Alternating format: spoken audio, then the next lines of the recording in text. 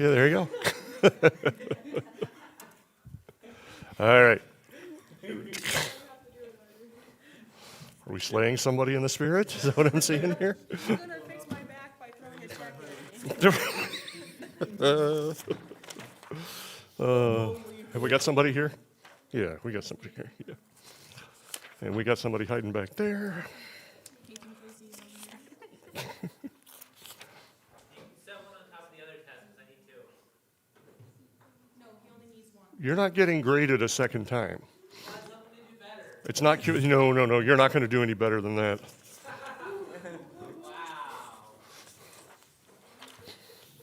That wasn't a compliment, by the way.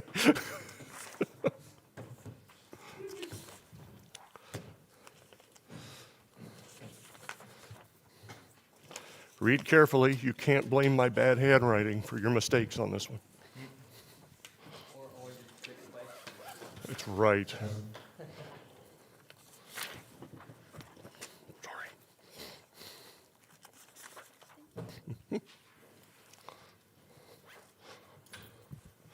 Almost enough room.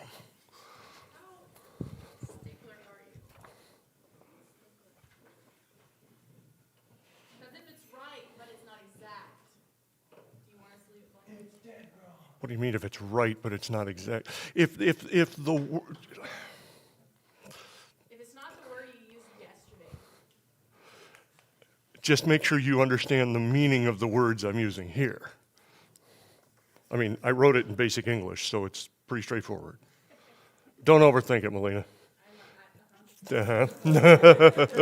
Might as well tell you to stop breathing, I know. when you say traditional family, you mean like a normal family? Like the normal biblical. Yeah, biblical family values.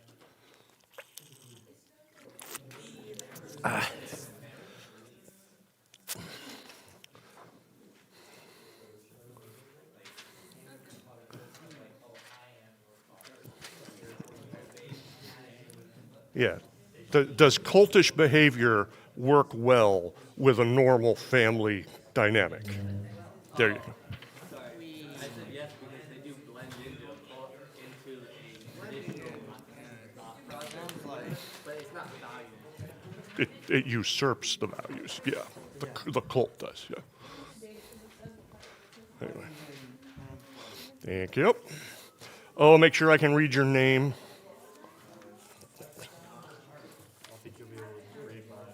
It's rough, and I've got Grace's scribbling memorized, so.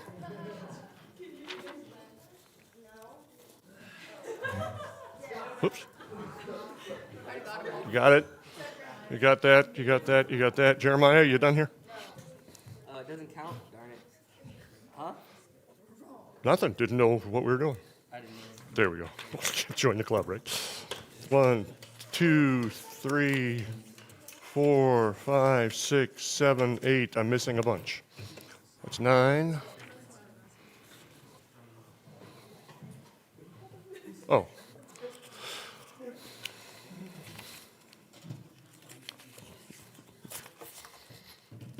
Our cults generally works based. Yes. There's the I've seen the light. Sorry for those of you who don't know the Blues Brothers. Do cults encourage critical thinking? No. Do cults isolate members? Yes. Do cults have special doctrines and interpretations? Do they encourage loyalty to leaders? Yes. Do they blend with traditional family? Yes. You cannot tell the difference from the outside of a cult, whether it is a traditional family or a cult. In many cases. In many cases. But does it contradict biblical behavior? Yes. There you go. Most of you probably passed. All right. Wait, so what was the answer to the traditional family one? Was it no or yes? It was no, but It does not, cults do not blend with the traditional family dynamic. Yeah. that's not what you put though. The statement yesterday was cults often supersede family. Correct. That is not blending. That's super. Oh, okay. Okay. We're agreeing. Good. Okay. Just making sure. I've been married for a combined 35 years. Sometimes I get confused on that issue. Wait, what? I said I've been married a combined 35 years. Sometimes I get confused as to whether I'm agreeing with a woman or not. Oh, I see. Does that have to be a woman? No, no. Okay. Islam and Judaism. All right, I gave you guys 2 websites. Let's start. No, just looking for people storming the castle. I gave you 2 websites to work with. So let's start with Judaism. Yeah, let's do that.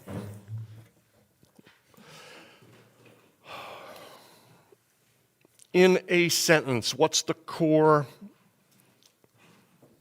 issue? I don't like to use this word, but I'm going to. What's the core problem with Judaism? They're more focused on their culture. Deeper than that. It's a works-based righteousness. Deeper than that. Don't believe in Jesus. There you go. You get the balloon for the day. Wait. You got a sticker. I don't want that. Get that curse out of here. Give it to someone else. It smells good. Oh, okay. I tried. Nope. Once the sticker is offered, if it is refused, you refuse the sticker. You can never go back. Once you have tasted, you cannot go back. Judaism. They claim. All right. Current Judaism, in the different forms that we're going to talk about, still go back to the rabbinic traditions based on what Moses gave. As we study our Old Testament, God gives the Mosaic law and practices, dealings with culture, lifestyle, sacrifice, worship, all that. And because Judaism denies Jesus as the Messiah, they're still looking for a Messiah. Therefore, the only thing they have to work with is what Moses gave them if they're going to be proper followers of God. Okay? They miss the train, literally. Moses gave his laws, and then over the course of what we see in the Old Testament, and then the intertestamental period, and then what we get that Jesus is dealing with when he comes to earth, because of the conflicts and discussions he has with the religious leaders, we see, Christ points out very dramatically, how the rabbinical leaders have completely taken even what they had off course. What was the purpose of God creating his people from Abraham that became Israel? What does God call that? What's God's view on Israel? Why are they there? What was his purpose? He set them apart. He wanted a people separate to himself. Right. It's not that God wasn't God of everybody.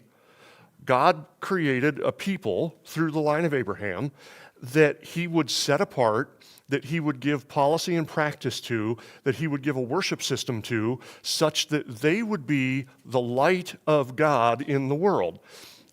You look around in a group of people from back in that time, and you can pick out the Jews because of what they're wearing, how they're living, how they react to each other, how they react to others, where they live. The land was very important also. God set apart a people unto himself. The Jews, the descendants of Abraham, went from accepting their part as the physical manifestation of the relationship with God to all men, to a pride in it that then became self-absorbed, and the religious leaders went from taking what God gave Moses as a way of practicing and demonstrating their separation from the rest of the world, They turned it into a way to, like the cults we talked about yesterday, not saying Judaism's a cult, but they turned it into a cult-like thing where we're going to make it all about us, and we're going to make it where the religious leaders get a little bit more. They get a little bit more authority, they get a little bit more praise, they get a little bit more power, and it goes farther and farther away from what God intended it to be. Israel was supposed to be a nation separated unto God in a way that demonstrated God. The rabbinical leaders took it from that to a religious system that separated the rabbinical leaders from the people of God and made it about religious leadership. And that is what Christ was fighting while he was here, fighting, arguing with, dealing with. He challenged them on the fact that they had, and he said directly at one point, that they had, as rabbinical leaders, they were leading the people away. You were laying burdens on old women that they can't meet. You were taking their houses. You're stealing their lives for the purpose of your own gain and to prove how morally superior and spiritually superior you think you are. Judaism today hasn't really gotten very far from that. That's kind of where they peaked. Since Christ came and they denied his existence, they denied his, not his existence, they denied his position, they didn't see what God had planned for them in light of the Messiah coming. The Messiah coming is the pinnacle of Israeli existence as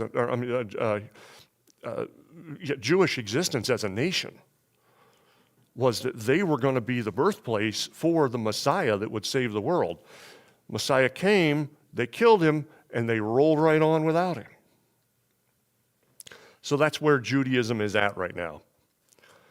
They are currently in a direct descendant of, they're currently in a status that is the direct result of the Pharisees and the rabbinical teachings of what we saw at the time of Christ. They never got past it. So when you look at what Judaism is today, you're going to see three basic branches that come from the result of four major periods. So the four periods that we can see of Israel, of Judaism, is the biblical period. We've got Abraham through about the 4th century BC. What happens between the 4th century and Christ coming? We call that what period? There you go. So there's some stuff that happens. It's just as far as the Bible's concerned, they kind of stop about 400 BC. And the next thing we see when we turn from the Old Testament pages to that page in your Bible that says New Testament is about 400 years. Yes, sir? Like Judaism consider that 400 years of silence, or have they like thought that that hasn't ended because they don't accept Jesus as God? They have history through there. They've got the Maccabean history. They've got some other stuff that I can't remember the name of right now. But there was stuff that... Did they accept the Apocrypha? Because that was written during the 400 years of silence. I'm not sure that they accept all of it. But there is some stuff that they do have writings on. And like I said, the Maccabean period is one. There's a Hellenistic period in there that leads into the next section. It's not that Israel stopped being. It's just as far as the Bible's concerned, and that's where, as a side note, we've got to be careful how we take the Bible as history. The Bible is the history that God wants us to know. The Bible doesn't say that what I haven't recorded in it didn't happen. It just says, as far as you, as a believer today, need to know, this is the history you need. Moses wrote the first 5 books of the Bible as the history that the Israelites needed to know while they were wandering the desert for 40 years. In case you wonder why you're wandering, this is your history. This is where you came from. And this is what God's promised to you, because they're in that middle period there. But yeah, the 400 silent years, Israel was still marching along, but God wasn't recording anything that we would need to know today. Yeah, that's... Is the 400 years of silence a Christian term for that point in history? Probably so. Yeah, because that's how we see it, because it's that dead period, in that dead intertestament in between the Old and New Testament. Too many syllables for that. Yeah. Okay, and so it goes to about the 4th century BC. And then we have what is called the Hellenistic period, and so yeah, this actually answers your question better. From about the 4th century BC to the 2nd century BC is what we call the Hellenistic period. It's that period where Israel has effectively lost control of its land and it's being run by somebody else. That's why they call it the Hellenistic period. And we still have the stuff that Israel's doing in that. They're confronting and challenging the people that are trying to run their country, but it doesn't change the fact that they're still there. We have what's called the Rabbinic period. From about the 2nd century BC, so 100, the last 100 years before Christ, through the 18th century, so the 1700s, we call that the Rabbinic period. Since they missed isn't fair. Since they denied the coming of Christ, they're effectively stuck with what they've got from the Hellenistic period. That's as good as it gets for them, because that's when the changeover was supposed to take place from their Mosaic law to the fulfillment of that by the coming of Jesus.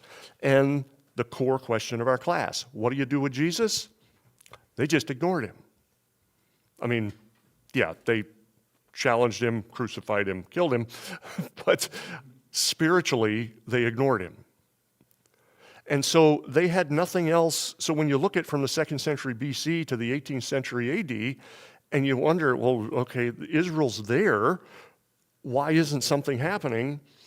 It's because they missed what was supposed to happen. I mean, if you want to play a mind game, think of what Israel would be if Israel had acknowledged the Messiah, continued to be blessed by God the way God was trying to bless them through the Old Testament period. What would Israel be today? Instead, Israel becomes kind of an underlying event that's happening irrespective of what God is actually then doing through the New Testament writings and the church. So, and then we have the modern period, what's called the modern period. It's about 1750 is the date that the Jewish believers would put on it until the current, and it seems to be what's going to continue for the foreseeable future. It's still about the people. And as you did your readings in the website I gave you, I hope the conclusion you came to was Judaism is less, in my mind, Judaism is less what you would call a religion. It's more just a set of rules. They're still trying to do what's right by following the letter of a law. What was the Mosaic law that became convoluted through the rabbinic traditions, they're still trying to follow what that is. And they are very tied to family and culture. But as you read through what they've got for practice, it seems to be less and less about God, more and more about the works. Eat this kind of food, dress this kind of way, do these kinds of actions. Depending on what branch of Judaism you are today, is going to be what kind of, I mean, other people heard that noise too, right? Oh, okay. Thank you. Depending on what branch of Judaism you are, is going to determine what kind of laws you're trying to follow and what kind of practices you're trying to maintain. But none of it drives a person to a saving understanding of Jesus. Jesus is still off the table, out of the picture. So we have three modern branches of Judaism right now. You will find, if somebody claims that they're following Judaism, politely ask the next question is basically what branch of it. Are you Orthodox, are you conservative, or are you Reform? Orthodox follows a strict interpretation of Mosaic and rabbinic practice. If you walk into somebody's house and you're trying to figure out if they're an Orthodox Jew, how many ovens do they have? Because you can only cook certain kinds of foods and not mix with other kinds of foods. So you've got to have, according to Orthodox Judaism, and I'm just picking this as an example, it doesn't really mean a whole lot, you'll find two different ovens, you may find two separate kitchens if they're going to be that strict in following those rules. And if you go back into Scripture, nothing in Scripture says you have to have two kitchens. It says the stuff like you don't cook a lamb in its mother's milk kind of a thing, okay? Which means no mixing meat and milk at all. Basically, yeah. But I don't really care for any dishes that mix milk and meat. That just sounds, no, we're not going to a culinary discussion. Sorry. I know, you got so excited. Well, that's sausage, not allowed to have that. But anyway. They have taken that basic idea, God says don't do this, and the rabbinic tradition has turned it into you need two separate kitchens so you're not cooking things with milk and things with meat in the same kitchen. You see, they've gone so overboard on rules because they don't have relationship to work with. There's probably the core of the issue with Judaism. If you don't have relationship, you've got to create something else to fill that void so that you know you're right. It becomes procedural. You have to follow these rules in order to make yourself right with God. And that was never the point of the Old Testament Mosaic law in the first place. There were some health and standard issues that God put in there. Some of them were for practical health reasons. Others were to separate them from other nations and their practices. But what you found was not a set of rules to just make you work harder. The whole point of the worship system, the point of the rules, was to show your submission to God, and then the worship was to show your worship of God. If you don't have the right God in mind anymore because he sent his son and you missed it, and you now don't understand what that son was accomplishing by the completion of the law you're trying to follow, all you've got left is a list of rules. So, Orthodox, strict interpretation of the Mosaic and rabbinic practice, and they're trying to carry that on through today. And practically, it becomes a lot of extra work. Conservative Judaism allows for modernization, but still has the cultural, social, and political beliefs. So they probably won't have two kitchens, but they will probably still be doing a lot of the praying. They will handle their weddings, their funerals, their business relationships in a way that looks a little bit different than the rest of the world. It looks a little bit more like the older practices of Old Testament Judaism were. They're going to follow the political direction. Yeah, I'm not even going to go into that. But they will still follow the cultural, social, and political beliefs of Judaism. It's just they're allowed more modern practice. They're allowed more modern dress. The rabbis and priests will look a little different than Orthodox rabbis and priests do, that kind of a thing. Again, it's still all outer. Then you've got Reformed, and it seems like most of what you see of Judaism now is a mix, or in between. Is the conservative and the Reform Judaism. Judaism challenges the ritual practice. Reform challenges the ritual practices entirely. Reform wants to live like the rest of the world while still believing in Judaism. The problem is if Judaism in its reality is a list of practices, then how can you really be a Reformed Jew? Do you follow my question? If the idea is that we're going to get rid of, as a Reformed Jew, you're going to get rid of the ritualistic practices, what the law has become, but Judaism, all it has is law,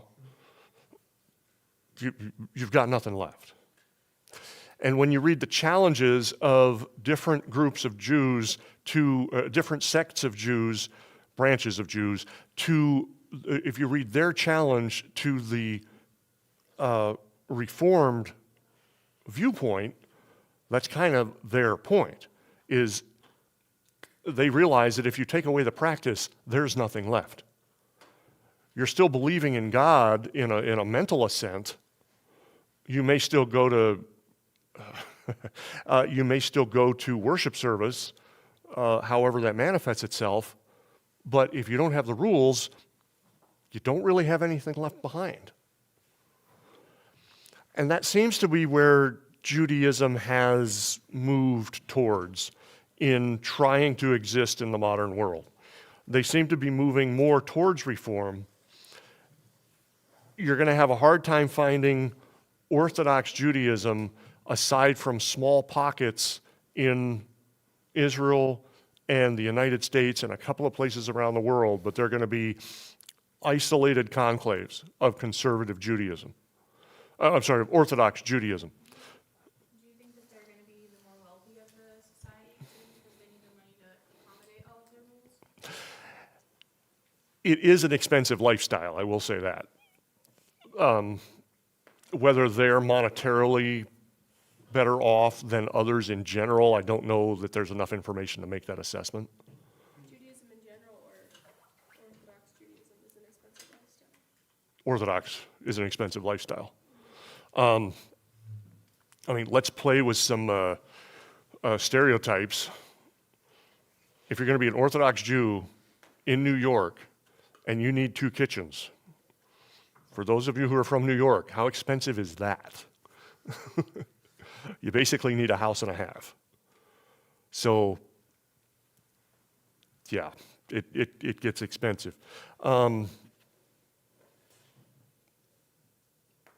So Orthodox Jews, you're going to find them in generally, and again, this is generalization, you're going to find them in small enclaves where they can be together to practice their Orthodox practice. Orthodox Judaism requires the people around you to create that social structure so that you can conduct the practices that Orthodox Judaism requires. Conservative Judaism is going to be much more widespread. It's an easier lifestyle, but still allows for devout practice once you've shaved off a lot of the Orthodox practices. So you're kind of picking an easier set of rules to follow. How you choose to divide that set of rules that you're going to follow is part of how the conservative movement of your area sets itself up. And you can lay a lot of that in comparison to modern Christian churches. Some churches, music, we've talked to that ad nauseum. How you worship, how you dress, what the building looks like, what kind of events you host, that kind of thing. You're going to see that different by different churches. Conservative Judaism is going to manifest itself slightly different in different areas because of which rules they choose to follow and which rules they choose to not to. Reform is going to be, by the book at least, the easier practice. Because, again, if the idea is that we're choosing not to observe a lot of the practices or the ritual, then how does that make you look any different? If the whole point from the beginning by God through the Mosaic law was to set a people aside to himself that looked and acted and conducted themselves different from the world around them, such that they could be immediately recognized as different from all the other religions. Conservative, by definition, is taking away those practices that identify themselves as different. Again, what's left? Yes? So could you say that pretty much throughout the entirety of the Bible, we see Reformed Judaism? We see them moving towards reform. Yeah, Constantly are like wandering to idols and voodoo. yeah. Yeah, if we drew today's and overlapped it, absolutely. Yeah. They're always trying to look like what they used to. Hold on, Grace. We see,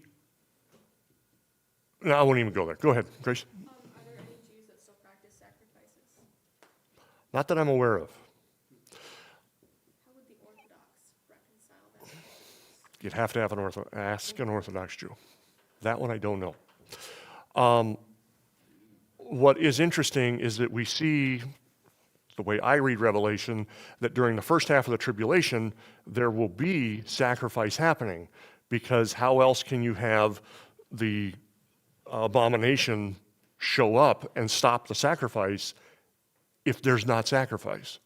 So somewhere towards, again, I'm a pre-trib, premillennial, so some point in my theology, before the coming of Christ, we have to see a temple with the traditional, original Mosaic sacrificial practices taking place. We don't have a temple and we don't have those practices yet. I'm not saying it couldn't happen next Thursday. I'm just saying we don't have that yet. So, again, not trying to set times and dates, but as far as something to throw into the commentary section, by Revelation, we're going to see that sacrificial practice start up again.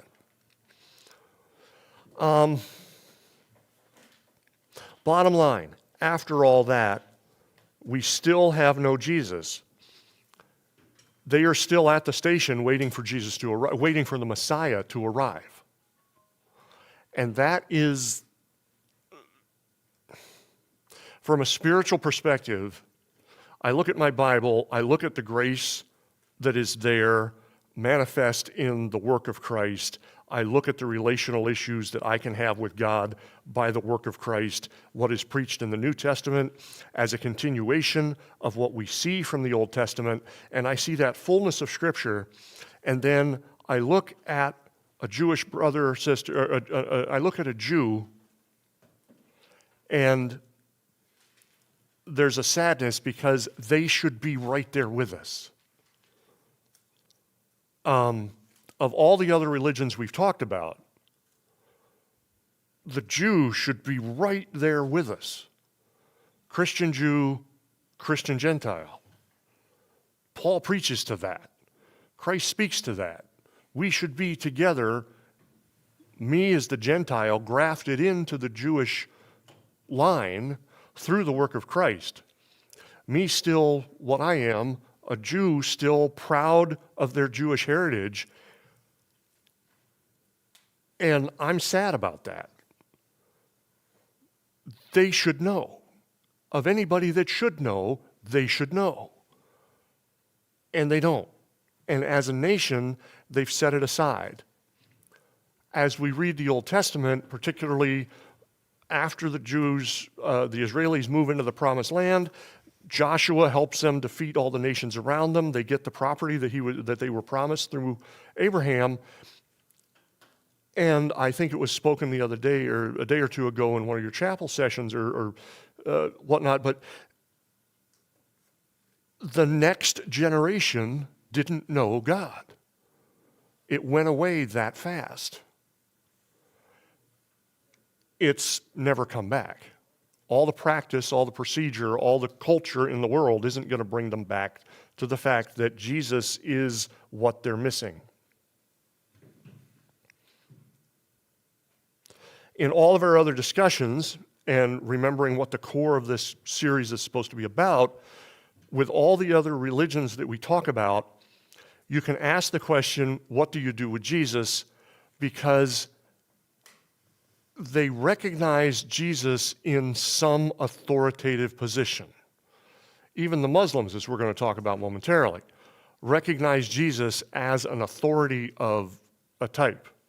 They don't believe in his saving work, of course, but they recognize that he came, that he had a purpose and he did a work. The Jews don't even give Jesus credit for that. He's basically another judge in the line of judges that they had from the Old Testament, is as far as they go. We can start a conversation with a Mormon over who is Jesus to you. When you try to start that conversation or have that conversation with a Jew, it's a non-starter. Who's, as far as they're concerned, who's Jesus to anybody? He's just another person with some good things to say. So that seems to be, in the study I've done, the challenge of ministering to the Jews. They're going to fall back on their practice, and if they're really devout and knowledgeable, they're going to fall back on how that practice points them towards the potential of a coming Messiah, but getting over that hump that Jesus was the Messiah that came, it's almost impossible to get there, because everything that they know, everything that they're practicing is ingrained in procedure, and nobody's told them that the procedure has changed. And they're not going to accept that the procedure's changed until their rabbinical teachers tell them it has, and the rabbinical teachers are never going to accept. There was, around the 2nd century, from what I read, somebody that came that, for a moment, the Jews thought was Jesus. But, to throw a phrase out, all the stars didn't quite align.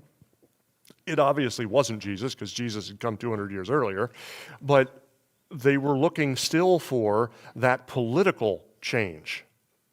And this guy was trying to do political change and failed, this 2nd century guy. Who was he? I don't have the name. It was kind of just a parenthesis in a story I was reading. So they're still looking, but as we say in our classes and whatnot, when you study the Old Testament, and particularly when Jesus came, they were looking for spiritual fulfillment, but political upheaval and reconciliation. And Jesus didn't bring that. So they were stuck on the politics. They never got into the religion. So their religion seems to be about form and function, not about relationship. I commented to somebody earlier this morning, Romans chapter 4. So let's talk about salvation for a moment. Salvation for us is the same as salvation for the Old Testament believer. I am still astounded by people I meet in church that I ask the question, how is an Old Testament person saved? And they'll say through sacrifice, and it just kills me. People that have been in church for all their lives, I hear it from deacons and elders even. How is a person in the Old Testament saved?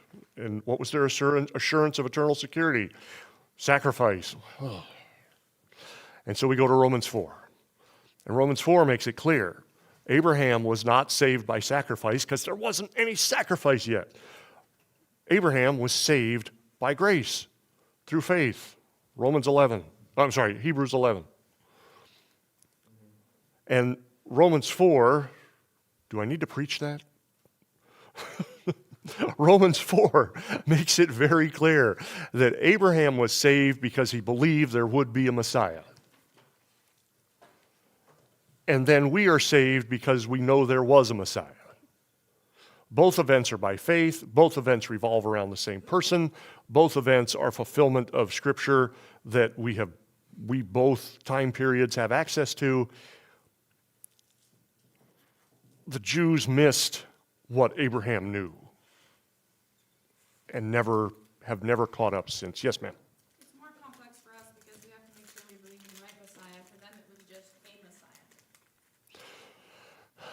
Yeah, but it was still a Messiah that came, and they chose not to believe. I mean, he was there in their midst. We have some of the rabbis and priests, evidence of some of the rabbis and priests that believed. And I'm talking about Old Testament. Like for the Old Testament, Yeah. for Abraham, he believed that God would send a Messiah. right, He didn't know who it was. Whereas now we have all these options. We have all these false messiahs, but we know who the true one is. They didn't have to deal with that. And yet we also have like Well- historical background. I feel like they suffered the same thing we suffer. I- These other options existed back then. there were other people that claimed to be Jesus, not just this one that I mentioned here. There was a guy that claimed to be Jesus about 50 years before Christ came. And the same thing. And in fact, we even see reference in the New Testament when they're getting ready as to, what do we do with this Jesus, where the Sanhedrin, I think, is talking about it. And one of them says, well, we've got to kill him. And the high priest or the brother of the high priest, whichever, says, well, a few years ago, we had this guy show up and a bunch of people followed him. But as we let him run his course, he got murdered. And that was the end of it. So you're right. This idea of a Messiah coming, they just had to pick which one fulfilled Scripture. And Jesus, our Jesus, did. And there's no question about that. There should have been no question about it for them. Yeah, it was there. They chose not to believe. That's the problem. Any further questions on that? Is that two questions or just stretching? Okay. Two questions. You have two questions. Okay, well, that was pretty straightforward.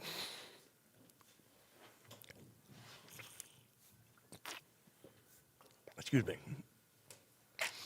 All right. Everybody's favorite topic.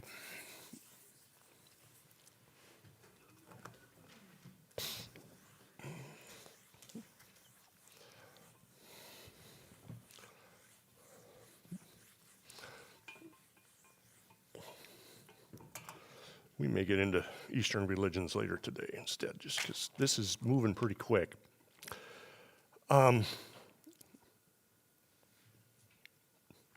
It's kind of interesting to me as I was planning the lessons, the syllabus I was given to work from, but I could do whatever I wanted, which is why you're getting what you are now. The syllabus I was given to work from was basically all about Muslims and Jews. None of the other religions. And as I'm going through and studying to prepare these lessons, it's like, those are the two that there's actually the least amount to say. Because they are so far from Jesus. Mormonism has an idea of Jesus, Seventh-day, all the other ones we talked about. We talked about Scientology just because it's fun, but all the other religions that are what you're normally going to see in North America, generally, are religions that acknowledge Jesus. They see him as something. Our job in ministering to somebody of those viewpoints is to fill out what Jesus was and how he is the Messiah, and how that is where our faith should be. And then to get them to the point that they understand that this is not works-based or sacrament-based the way most of the other religions that we run across are.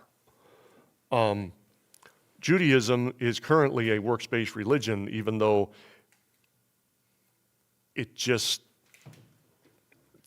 they can still work all they want. They're not going to get to salvation. They're not going to get, I'm sorry? Do they think that they will? Unfortunately, yes, because they think they're still waiting for a Messiah. So they are kind of like Abraham. Abraham was looking forward to a Messiah, but he was looking forward to the Messiah that God would bring in God's timing and Abraham had faith in that. And a lot of your Old Testament people would have had faith in that. The problem is Christ came, and the people of the time, and then the people moving forward, wouldn't accept it. So there's nothing for them to have faith in. How do I word this? They're trying to have faith in something that there's nothing there to have faith in anymore, instead of acknowledging Jesus is the Messiah. Yes, sir? What about the Messianic Jews? Like, are they just like Christians with like the Jewish lineage, or? My understanding is yes. Yeah, they're believers that still acknowledge and understand. They're not following Jewish practice in a salvific context. They're following it because that's their heritage. And there's nothing wrong with that. Just like for the Old Testament person, there was nothing wrong. I mean, God told them to do the sacrifice, to do the remembrances and all that. But that's not what saved them. They were saved by a faith in a coming Messiah. So if a Jew wants to continue to do the practices because it's their culture, it's what they identify, it sets them apart unto God, while also they understand that Jesus is the Messiah they were supposed to be waiting for, and that they have faith in the saving work of Jesus as the Messiah and accept him, you can have both. Understanding that it's still not the works that you're practicing that has really anything to do with your salvation. The works identify you as a Jew, but your faith saves you as a believer. So you can have your cake and eat it too, actually, in that situation, as long as you understand what the cake is for and what the icing's all about. So, good point.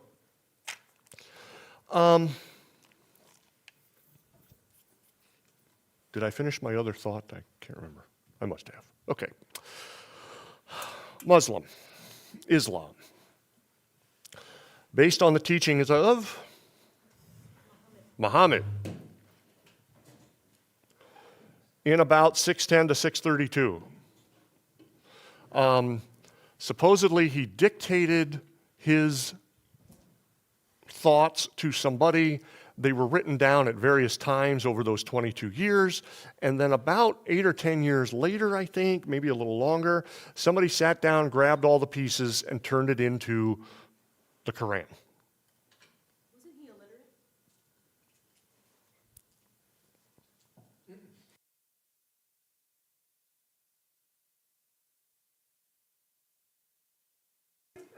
He doesn't have to be literate. I feel like that should be a requirement. Ezra wasn't a prophet, he was a scribe, and then I don't think it's up to their judgment. Someone who never had the chance to learn to read or write doesn't mean that they don't have valid ideas. Yeah, that's different than being a prophet. I can have valid ideas and not be a prophet. I shouldn't be a prophet and not know how to write down an idea that God is giving me directly. That's very different. shoot, I forgot what God said. Dang it. I don't think it's a prerequisite. I want my prophets to be literate. I need to go to war, not, Transcribing everything correctly if I can't read what they're writing down from what I'm saying. All right. I get to use this phrase in the correct contents for once in my life. You're both pretty. Let's move on.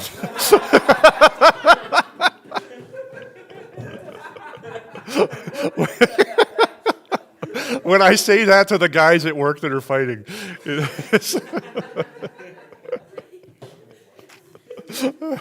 all right.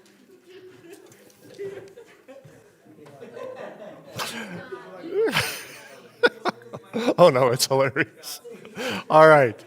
So what do hold on. All right, let's bring all the cats back into the cage. I know that was my fault. I opened the door. So what does Muhammad do with Jesus? He thinks Jesus was a good prophet, but nothing more.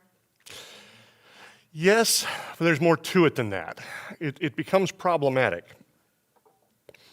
Islam claims that all of the Old Testament prophets and Jesus, this is where it gets interesting. I hope you guys read this last night. Quote, preached Islam in its pure form, though over time the message of the earliest prophets were lost or altered. Who did we talk about yesterday that gave basically that same excuse? Joseph Smith. Yeah. Scholars will tell you that over time, issue X has been convoluted or lost its meaning, and Joseph Smith is here to give you the right interpretation of that issue. Muhammad is saying the exact same thing 1,200 years earlier. The other prophets were good. We like what they had to say. Jesus was good, but you Christians just don't understand that what Jesus says has been convoluted over time, and therefore Muhammad has straightened everything out. So there's what the Muslims do with Jesus. He was a nice thought, but he is an afterthought at most, because Muhammad straightened everything out.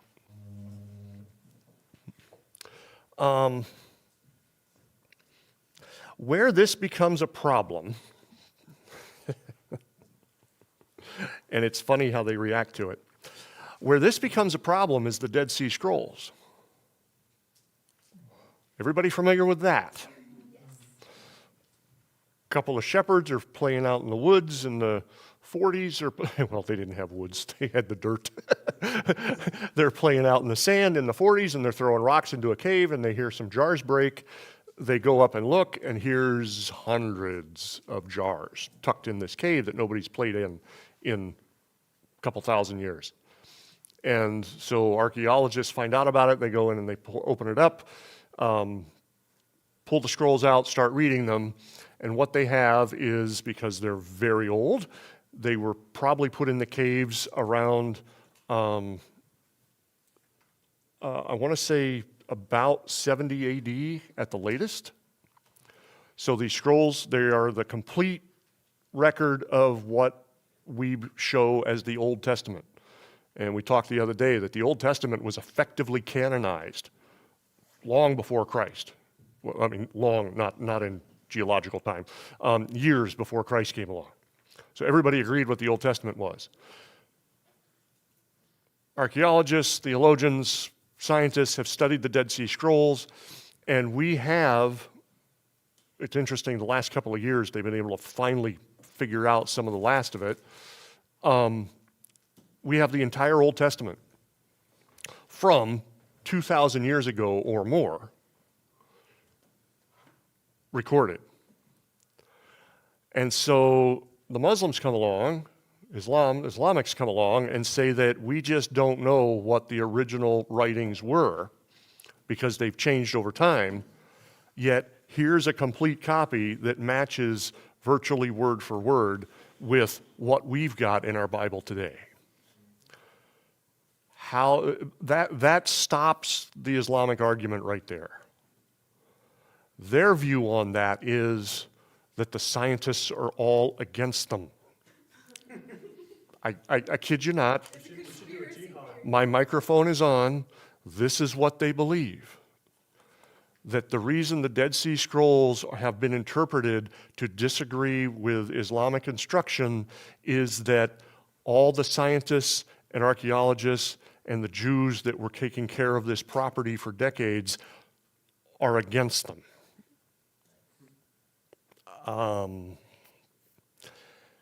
Can't really argue with that, because if that's what they want to think, that's what they're going to think.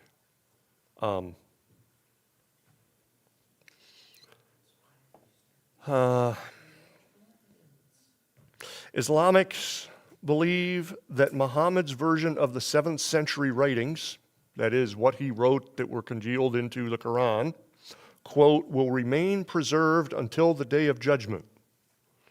So we've got two completely contradictory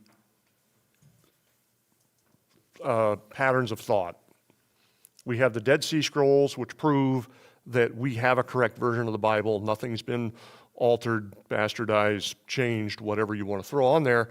And we've got Muhammad, who says, my writings, which were written between when these scrolls were buried and when they were found, will never change. So whose God wins? This is the Baal versus, I want to say Isaiah. That's not it. Elijah, thank you. Glad somebody knows their Bible here. That's the Baal versus Elijah contest. Who's God stronger? God. You know, chant louder. Maybe he's taking a nap. Make more noise. Maybe he's on the toilet. That's literally what Elijah teases them with. Oh dear, it was brutal. Yeah, it was actually a pretty cool story. I read it recently. Yeah. And like when he had put up the offerings, Mm-hmm. he gave them their time and it ran out, but he dug a trench around his, and then he poured, he had to pour water on them. Right. And there was enough water to fill up the trenches. As soon as he said, all right, let's go. Yeah. I think, Water had. depending on whose commentaries you read, you find it was probably 50 or 60 gallons of water that got absorbed into the fire. Anyway, the point being, who's God stronger? And I think this situation kind of proves that, and unfortunately it kind of makes the whole rest of the lesson, what little there is, kind of moot. Because if somebody who believes in the Quran is going to come to you and say it's absolutely true, and Muhammad said that it would be true forever until the end judgment, and you can say, I could show that it's not. So there's the Quran blown out of the water. And then if they're going to say that Jesus is just a good prophet, yet we're going to deny the claims that Jesus made, the deitical, we're going to deny his deity, we're going to deny his claims, we're going to deny his salvation, authority, and power. Where do you go? I mean, and I offer that as an open question. How are you going to talk to somebody that refuses to believe who Jesus is and refuses to believe that there is an authoritative contradictory opinion on the issue at hand? Yes, sir. This isn't really an answer to that. Throw it out there. Doesn't the Quran also have like so many contradictions? Is it? I can't remember. The website said that Muslims are all peace-loving and Yes. Yes, they are. life sacred is like their highest ideal and would never even dream of it. But we're, Say it's okay to lie for the greater good. but we've got to take that in contrast to what we just talked about. When you've got two competing scriptures, and it's clear that one is authoritative over the other. I mean, regardless of whether you want to believe this as scripture or not, we may be, who was the guy that wrote Shakespeare? You know, maybe I've got a version of Shakespeare that says something, that Romeo and Juliet lived happily ever after. And then, you know, I claim that that's, well, no, here, let me make that story work.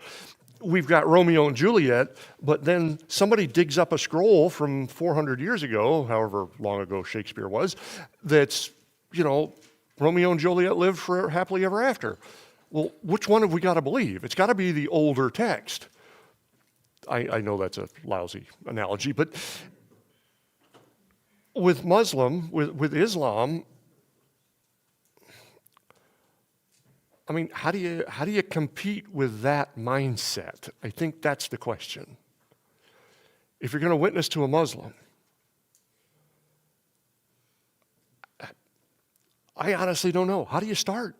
I think it's the same as any other cult. If their eyes are closed, their eyes are closed. And that is true. And if the Spirit's not working, the Spirit's not working. The Spirit works. Yes. Should the Spirit be choosing to work? Absolutely. But from an academic situation that we're dealing with right here, like I was saying, with the Mormons, they've at least got a Jesus so we can fill in some of the blanks. Islam doesn't really even have that. It's hard to find a starting point. So yeah, it's going to come down to, is the Spirit moving in that situation? And how devout of a Muslim Islamic believer are you dealing with? Because I was going to bring this up. You guys heard of the magician team Penn and Teller? Penn's the bigger one, Teller's the one that doesn't talk, right? Yeah. Penn has been interviewed. One, he doesn't believe in religion at all because he thinks that the great alien overtaking humanity happened at 33 AD. His joke is that everybody believes in Jesus and it's crazy and there's no truth to it, and he thinks that's the alien invasion. But Penn also made the comment that if he was going to be any religion, he'd be Muslim. He says because Muslims tell you absolutely what they believe, they're forceful about it, they're willing to kill you over it. And he says if I was a Christian, or the reason I wouldn't be a Christian is because Christians believe you're all going to hell, and they're perfectly happy to sit in church and sing about it.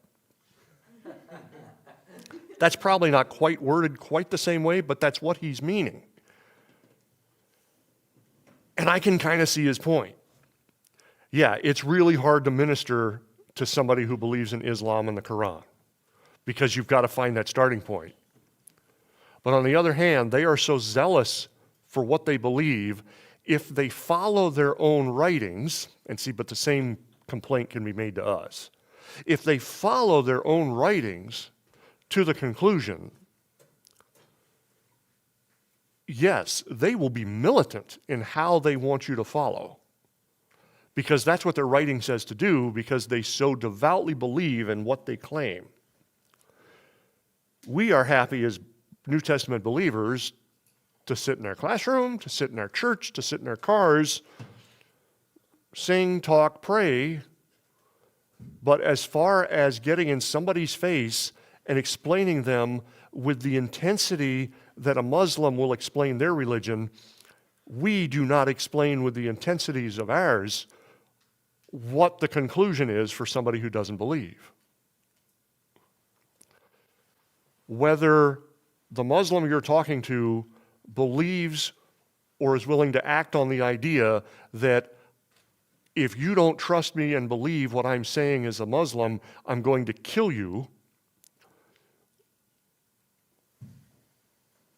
Why don't we have that kind of intensity? That's not how Jesus did it. No, but is that not? We're going to do it in theory in love, but was the intensity not, was Jesus' intensity not the same? We don't read of Jesus taking vacations. We don't read of Jesus having he says, foxes have holes, birds have their nests. The Son of Man has nowhere to lay his head. I'm not saying we should all sell everything and go out and become street preachers. But are we, or your snow machine, yeah, out the door. Well, maybe his snow machine is how he reaches people. Okay. Can you expound his calling? But why are we not with that kind of intensity, self-sacrifice, and devotion? We should be. We should be. And that's the contrast I'm making. Saved, all right, who you up? Yes, because we can either make you a way to heaven now, or you're going to go to hell anyway. So let's remove the chaff and move on to the next. Sorry, I'm a bad person. But why don't we have that kind of intensity? And I'm going to leave that question just lay there. Submission to Allah and good works required for salvation. Whatever salvation means. They're a little fuzzy on that. But it's submission to Allah and good works. Kind of like Mormonism. But the same idea. A lot of other religions are the same. We're going to believe in God, but we're going to work our way to heaven. The Jews aren't really that far from it. We're going to believe in God, but we're going to keep practicing these works until the Messiah comes, even though the Messiah has already come and gone. How many good works? Do they think there's a specific number, or do they think like it's just like a lifetime? It is a lifetime of working. Yeah. Can I get away with like one a week, one a day? Where's the specifics? I'm, Bombast. you're getting your information from the same place I got mine. So you're right. Yes. What I just thought interesting to point out is when a religion is fueled by works, that means your thoughts don't matter. Is fueled by works. Thoughts don't matter. So it's like, or as the Islam AI, and it's like, yeah, you can have all these terrible thoughts, and as long as you don't act on them, you're fine. And that's like, Yeah, but Christianity is different in that Christ talks about what you think in your heart is the sin already. A religion of works, yes. I see where, right. Well, that's where Gnosticism kicks in, because that's actually a foundational part of Gnosticism, is I need to know everything, but the knowing doesn't condemn me. Yeah. So, nope, good point.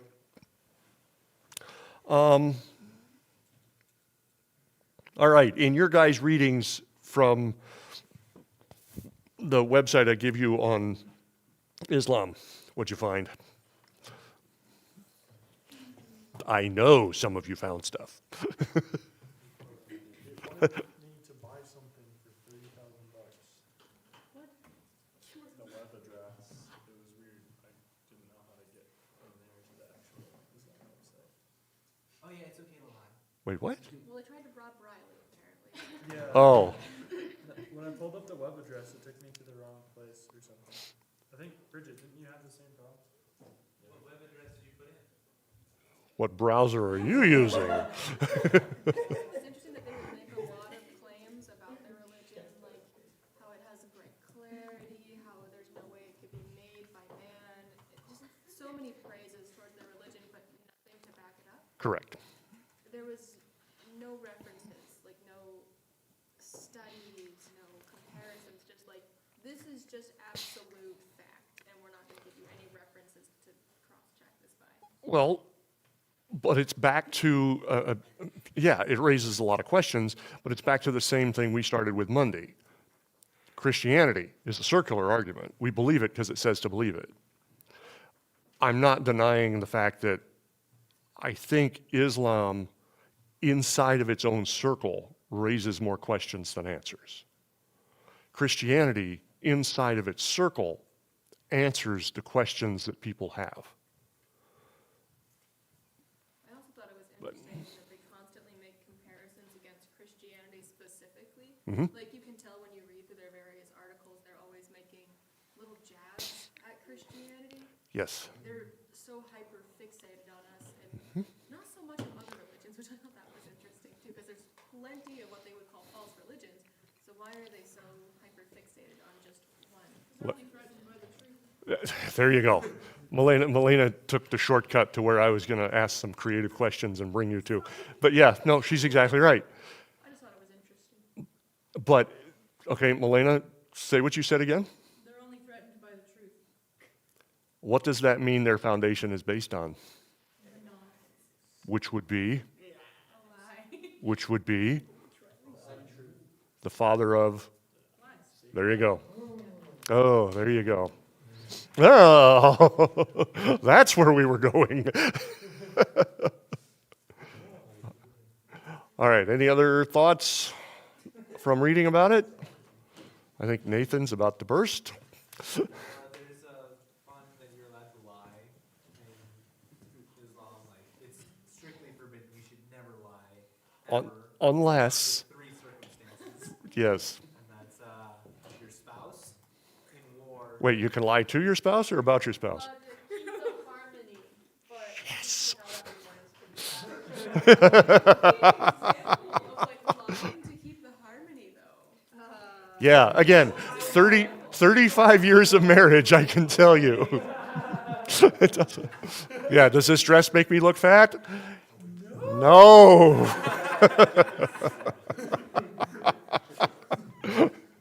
Also, you're allowed to or allowed to lie to resolve conflict. Yeah, That one's a pretty handy one. which takes us right back to lying to your wife. Yeah, the same problem. Not just a spouse. Like I can lie to my friends, my family, So you can lie to everyone. anyone. Yes, There is no bounds. there you go. Anybody else? Nothing? Let's see. I gave you a treasure trove to play in. The law has a system for judging people who have never heard of him. Okay, So it's like if you've never heard of a law and you die, then he has a system in place for how he can judge you justly and put you in the right place for based on what you did. okay, He also that's nice of him.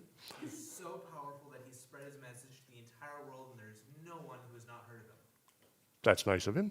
So what I want to know is why did he make that system of justice for those who've never heard of him if he's made everyone hear of him? Why did you make an escape clause if nobody escapes?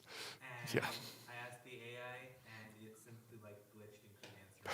It also doesn't answer my questions about the 72 virgins. I asked many of them, it answered none. Grace, I'm a little concerned about your overwhelming curiosity about that topic. She wants to be one of them.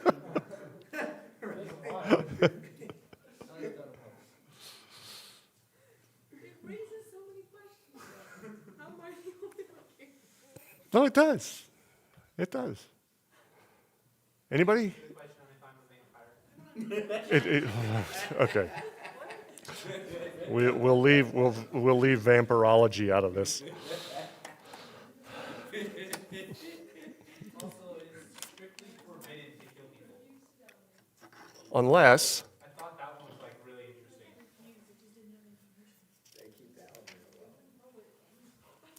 all right. Remember, it's okay to lie and lie. They have an interesting view on abortion. Throw it at us. Life, or the soul does not enter.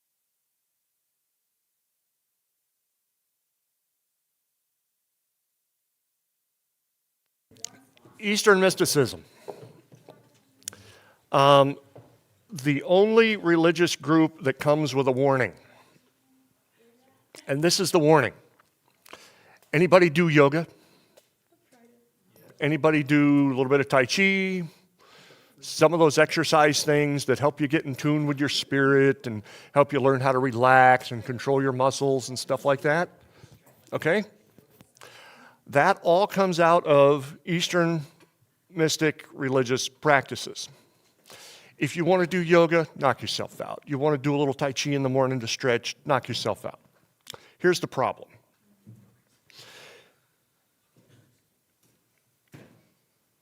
You're running around an F1 track in a Ford Focus. Okay? You're driving along, you're having fun, you're doing the curves, you think you're having a great time, you're sliding a little bit, you know, you get a little bit of drift going, but you're having fun. Takes you 7 minutes to go around a 1 minute course. and you're enjoying yourself, and that's great. And then you go to a real race and they throw you in an F1 car and you kill yourself on the first corner. Here's the reason for that analogy. Eastern religions practiced in the Western world are at worst innocuous, or I mean at most innocuous. At worst, they become demon worship. Do you understand my analogy? You've gone from your little Ford Focus cruising around at 60 miles an hour to you've grabbed a hold of something that does 200, and you have no idea what you're dealing with. Eastern religions that we recognize in the West practiced the way people of the East practice them, become Satan worship, and lead to demon possession. Have I said enough for you to understand? I enjoy watching shows. One of my recent kicks has been watching stuff on Mount Everest. Mount Everest climbing is interesting, the technical stuff, the politics, the guys that do the guiding. There's an excellent series of shows on, I think Amazon has it, where they sent a group of photographers and climbers to follow a group that's being guided by one of the major hiking guides. I about said hunting guides. One of the major hiking guides up Everest. And it's a neat show. You're going to learn all kind of stuff. One of the things that's going to go right by you if you don't know to look for it is that before you're allowed to go to base camp on Everest, you attend a blessing ceremony. And they've got their little prayer flags, they've got their incense burners, they got some people in robes, and they're walking around with their little wands. And all the people that are from the West that are watching this happen go, oh, how cute, we're participating in the culture of the area. If you listen to what the priests are saying, if you watch what they do, if you understand why they have their prayer flags, their little incense burners, their little buckets that are making smoke, and their robes and dressing gowns, they firmly believe that they are protecting you from evil spirits that are trying to kill you by the fact that you're trespassing on the spirit of the mountain Everest. We look at it, we think it's cute, and it's poetic, and it's cultural. Oh, how nice. We're participating in their demon worship service. They're not necessarily worshiping the demon, they're trying to protect you from the demon that they firmly believe in. They are partially worshiping the demon that they believe is the god of the mountain. Do you see the problem? Do you see where your yoga and your tai chi and your, I ain't even going to try to cross my legs, your little relaxation method, your, what do they call that, meditation? It's like, on face value, the way it's done in the West, yeah, whatever. But do you realize that, back to the food sacrifice to idol issue, this means something far greater to people in different cultures that are different than you? Okay, have I beat that horse enough? If it is like the sacrifice to idol issue, wouldn't that mean that in itself, yoga and all these things are okay to do? No, I guess what I'm trying to draw out of that passage is that Paul recognized that to other cultures and to other peoples, that meat sacrificed to that idol meant something in their prior religion. It meant something deep and meaningful and had consequences.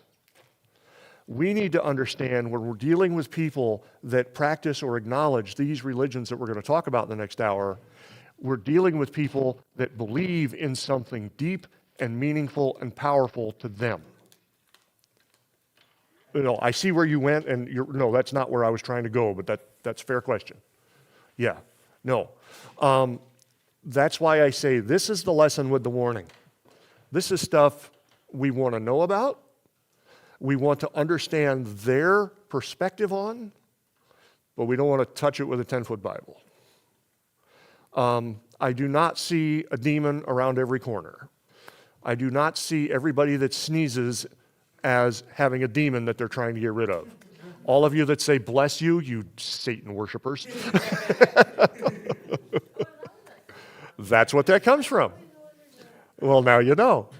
You'll never. Some people will say bless you when they're by themselves. They want to protect themselves. I just grew up doing that Bible anyway. So now you know. You've been practicing in Satan worship and you didn't even know. No. I don't see a demon around every corner. I don't see a spirit in every shutter. I don't see, you know, I've got friends and family that very much do. They are good Christian people, and they have taken the theology on demons and Satan to a point where they are attributing all these things to Satan. And I personally am a believer that we're messed up enough on our own, we don't need Satan's help. But if you start dabbling in this, you're asking for Satan's help. Okay? We all good there? Okay, now we can get to the academic stuff.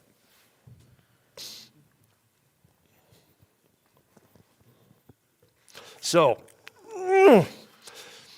Eastern mysticism. Bottom line, for the theme of our class, what do you do with Jesus? At best, they're going to recognize Jesus' existence. They're probably not even going to acknowledge him as a good teacher, because what he teaches is so contradictory to their belief system and how things move and work in their belief system. They're attributing, everything that happens to the work of spirits. Therefore, what Christ was talking about, the things that Christ talked about, the actions he told his disciples to follow that would have been God-honoring, people that believe in Eastern mysticism are seeing, when they're trying to deal with the same issues, how do you love your neighbor? How do you deal with loss? How do you deal with helping or just being in the natural world? They're seeing spirits involved in all of that. So there's not even really room for what Jesus teaches in their worldview. So Jesus, while being a good teacher to the Muslims, even though they don't necessarily follow him, they recognize that he had something worthwhile to say. To Eastern religions, they don't even recognize that, because you're dealing with, apples, and you're dealing with apples and baseballs. You're not even dealing with fruit. So it's a whole different system. You're going to see a lot of similarity, a lot of confusion in the belief systems. So let's run down from the Indian side. We have Hinduism, Buddhism, Jainism, and Sikhism. You've heard these words. Let me find the right notes so I know which words I'm using.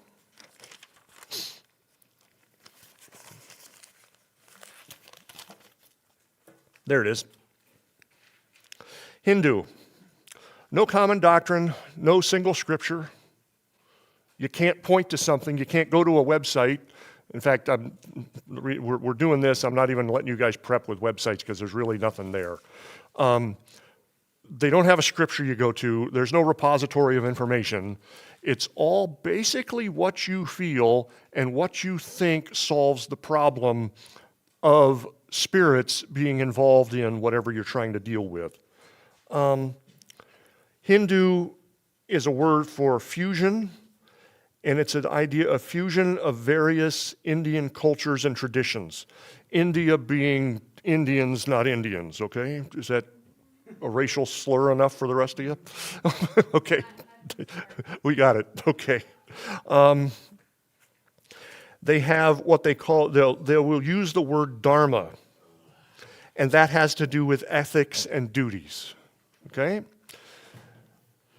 They will use a phrase called samsara, and that deals with the ideas of reincarnation. They will use a word called karma. Come on, you guys have heard that. What's it mean? Karma. Well, we give it bad connotation. We kind of moved it, but it's cause and effect. What you do is going to come back at you. Yeah. We have moksha. At some point, if you do enough good, if you gain enough wisdom, if you learn enough, you practice enough, you stop being reincarnated, and the moksha is a state that you reach of liberation and freedom from reincarnation. So, if that's the goal to be reached, is to avoid reincarnation, yet you have to keep coming back here to get better. Do you see a conflict in that?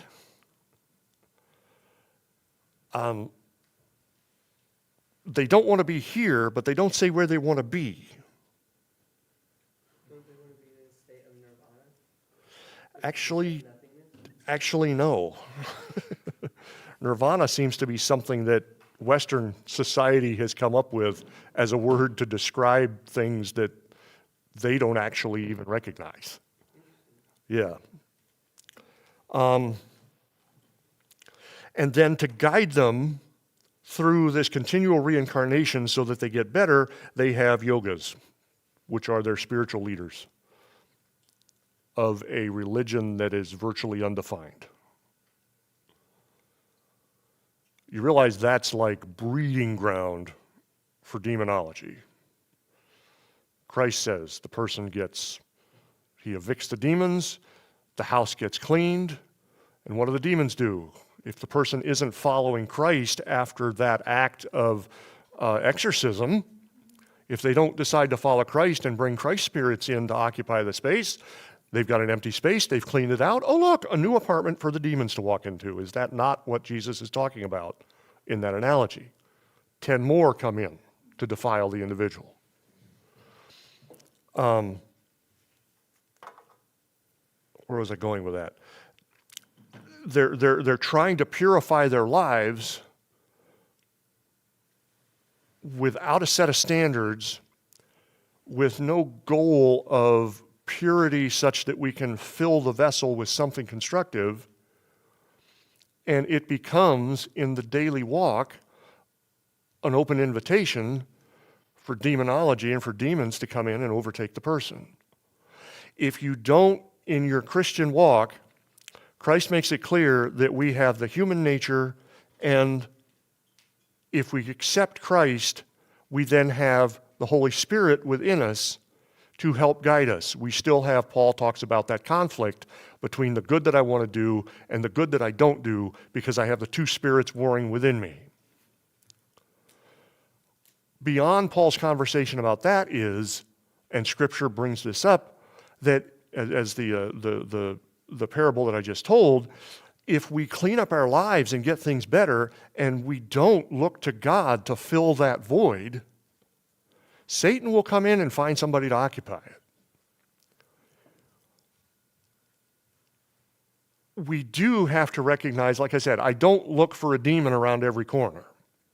But we do have to recognize that that conflict and that scenario is real. Even though we don't see it physically, there is a spirit world that our lives are in conflict with, and we need to recognize that the Holy Spirit is the bulwark that protects us from what Satan would otherwise do to us. Are we good with that? Okay. Hindus do have a word, God, but God encapsulates the idea of the soul that all creatures have. So God is not an external desiring relationship with the creature. God is the combination of spirits of all the creatures that already exist. So on one hand, yeah, we make up God, but on the other hand, that means that there is nothing beyond what we are. You follow me? Is this pantheism? Yeah. No, not really, because pantheism is that all religions are equally acceptable. This is kind of denying religion in its entirety. They've created a religion around denying religion. Does that make it clearer or not? Well, I mean, I guess Because- the definition for pantheism that we learned is basically what you're saying, but if, Give me the definition you've got, which I don't know if. oh, that's okay. But God is everything and everything is God. Yeah. Like the Force in Star Wars. And he used, the teacher that was teaching that definition was using Hinduism as one of the examples for that. I'd have to do some more study. I might disagree with that, because I think pantheism is actually dealing with the idea of the all gods idea. But that item aside, Well, isn't You- that you- universalism? Like, when you're saying like, oh, all religions are true, that would be, I think, universalism, not necessarily. I think I'd slice it different. I see where you're going. That's cool. The point being that there is no real God in Hinduism. Were we on Hinduism? Yeah. There is no real God. It's just everything has a spirit.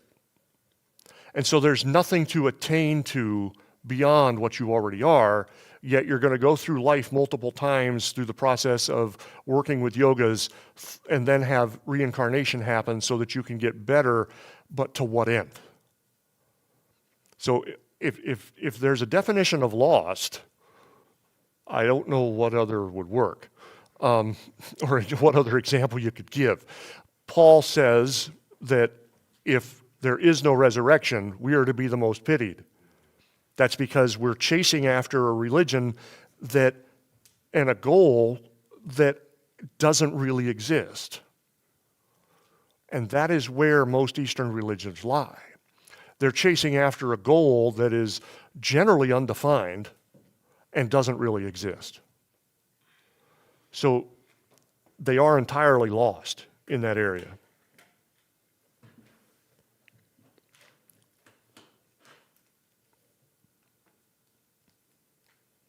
There's an idea that is taught in Hinduism called Advaita, A-D-V-A-I-T-A. Advaita? The goal of life is to realize that the individual soul is identical to a supreme soul. But if God is the combination of all souls, then you realize we haven't moved the standard.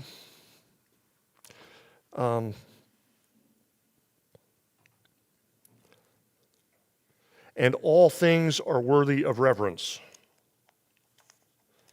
And they call that an idea of unifying divinity. So if everything has a soul, they're all a God in themselves, effectively, because we're going to put the word God on top of that, even though they're not using that. And we unify all souls. It becomes, again, it's a circular thing, and it has no meaning. It has no depth. You can't grab a hold of it and study to it.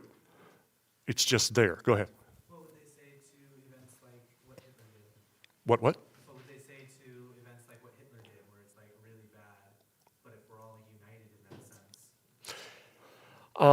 I think what you would end up is the idea that if they would sit down and make a decision that Hitler was a soul that was equal to the supreme soul, therefore he was doing the best of what he knew to do, and through multiple reincarnations, he will grow to realize that there is a better way. Doesn't do 6 million Jews any good.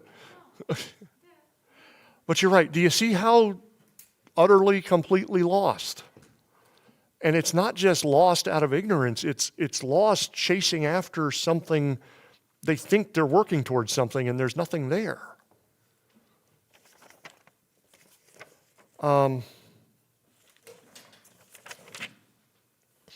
Hinduism.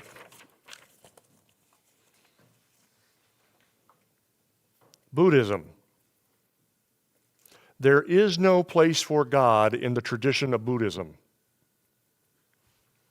So that solves your God problem right there. They don't even pretend. There is no place for God in Buddhism. That is a quote out of their what little beliefs you can find. They denounce the idea of worshiping God, whatever you want your God to be. You don't worship it. Buddha himself is treated as divine, but he's not considered divinity.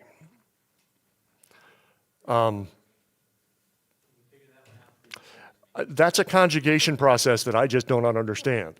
You're going to call something divine, but you don't say it's divinity.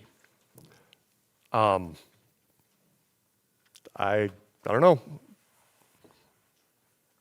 They consider themselves a non-theistic religion. No, they're non-theist.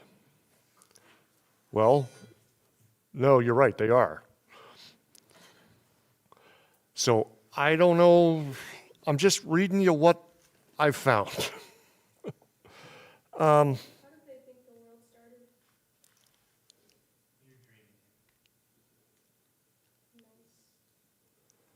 I don't know.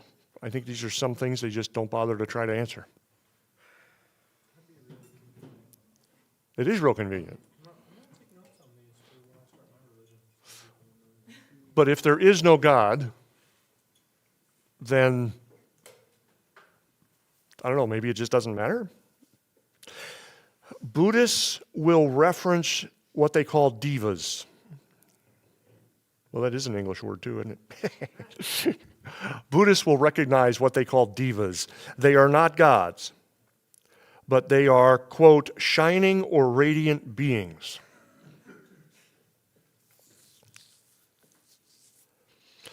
The belief, and here's their answer to why we believe in God. Belief in God is the result of pervasive ignorance. Ignorance is eliminated through meditation, which leads to enlightenment. So if I think hard enough and long enough, I will come to a point where I learn to deny the idea of God, which therefore, in a vacuum, leaves me to be my own deity. I can tell you people, the last thing in the world you want is me to be deity. Being your Sunday school teacher is bad enough for you.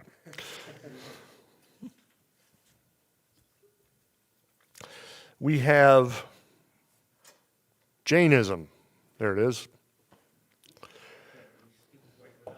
Hold on. I'm working in different orders. What's that? Founded by a lady named Jane. Actually, Jane can be a guy's name. Yeah. Actually, I knew a guy named Jane. Yeah. Yeah. That's right.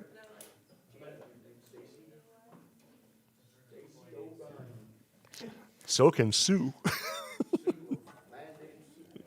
All right. Jainism. Jainism is a subset of Hindu, based around the idea of, and again I'm quoting, right belief, right knowledge, and right conduct. It is the epitome of a self-help religion. If I do everything right, if I think everything right, if I act everything right, then eventually I become right. To what end? What's it accomplish? I mean, anybody watch the movie Hitchhiker's Guide to the Galaxy? And he's with the engineer, and he says, wouldn't you rather be happy than right? Yes. Are you? No.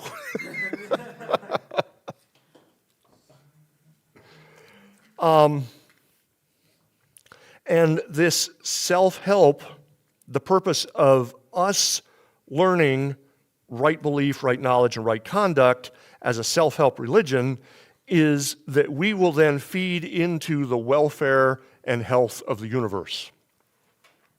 So by being right in knowledge, right in conduct, right in belief, we will make the world a better place. But again, to what end? If there's no God, if there's no set idea of religion, then then who determines what's right? Where's the standard? Who's the standard bearer? And what's the point? Do I just get to sit in my room and decide that I'm right? I think I used to do that as a 3-year-old. I was usually right until Mom arrived. And then the error of my rightness was explained to me. They don't have that problem because there's no God, there's no standard. But they still want to be right, whatever they think the right is. The last one that we're going to hit, Hindu, Buddhism, Jainism, Sikhism. Does the name Sikh not S-E-E-K, but S-I-K-H. You all familiar with that? Sikh. Sikh is a group. It's a religious, cultural organization in the East. And Sikhism was started by 10 gurus from the period it was established with 10 different gurus over the period of 1469 to 1708. This one, we've got hard information on. It doesn't really do us any good, but we've got it. Their religion was based on meditation and devotion to Creator. We don't know who that is, but we're meditating and devoting ourselves to it. Truthful living and service to humanity. So again, we're trying to make the world better, similar to what Jainism does. But this is different. It is not important which faith you practice, it's not important what faith you practice, but that the individual remembers God. That's nice. Whatever, whoever, however that God does manifest themselves, as long as you are faithful to that religion, you are improving humanity and making life a better place. On a strictly humanistic, practical level, yeah, that makes sense. I'm going to practice my religion, unless, of course, your religion believes in the annihilation of other religions, then it starts to get a little touchy. But Sikhism believes that as long as you are devoted to the practice of your religion, to the remembrance of your God, you are making life better for everybody. Yes, sir? Do they dare convert anyone? Well, there's nothing really to convert to. Sikhism then becomes an attitude as opposed to an actual religion in its own right. It basically is the Eastern version of ecumenicalism. As long as we're all focusing on our God, then we're all obviously good people. Even though, as we've said time and again, my God will be different than your God, even though we might think they're even the same. In practice, in our devotion, we find that they're not. Sikhism does reference separation and distinction of Muslim and Hindu. They don't reference any other religions. So basically, as long as you're being a good Muslim and or a good Hindu, you're doing well. They don't recognize any other religion, so Sikhism then by default lends itself towards Islam, the one true religion, which is where Sikhism kind of falls out of, at least politically. All right. Indian Eastern mysticism. That's kind of that.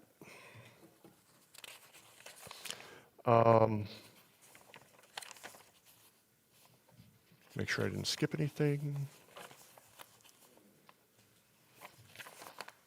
Okay. Asian.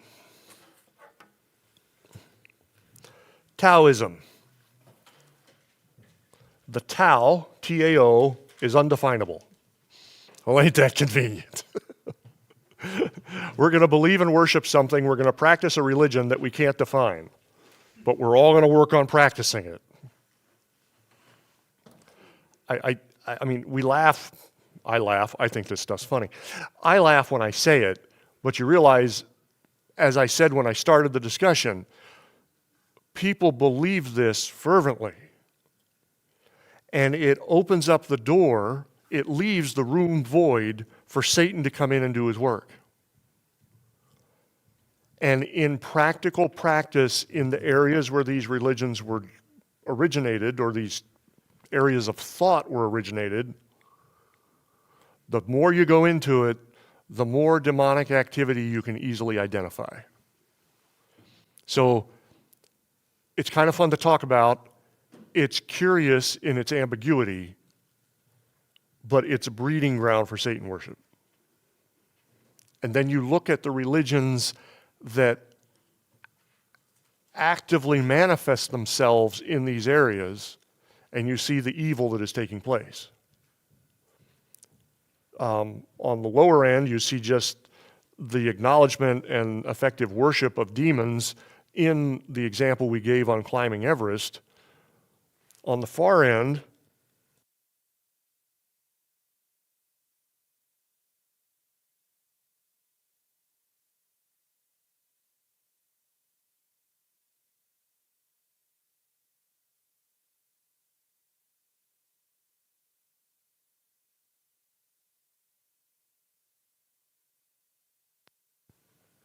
Taoism. The Tao is undefinable.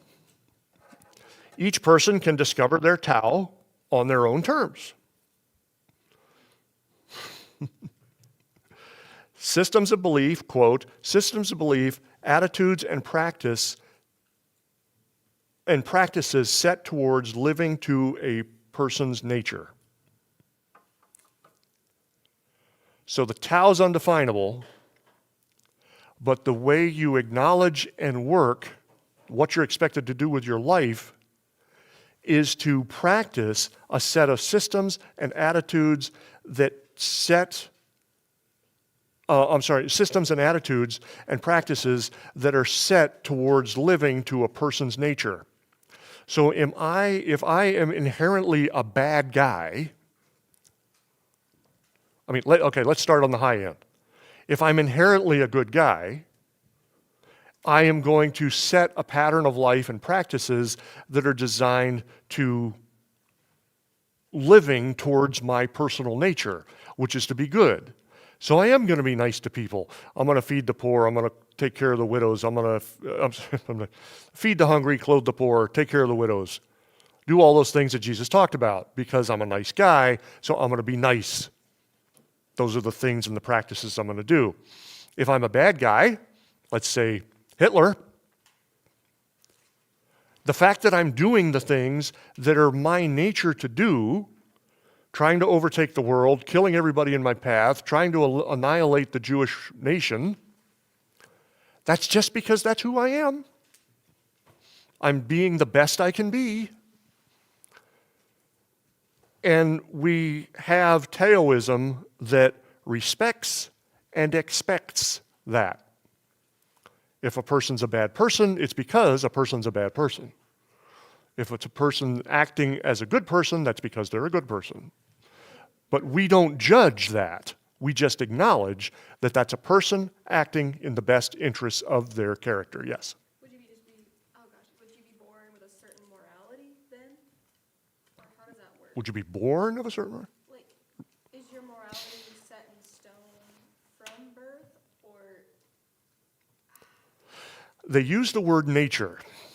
So you're leaning towards the nature-nurture discussion, but by their terms, they've already fallen into the nature discussion. Nurture is not, everybody know the psychological discussion I'm referencing there? Okay, nature is, I was born a wolf, I'm going to be a wolf.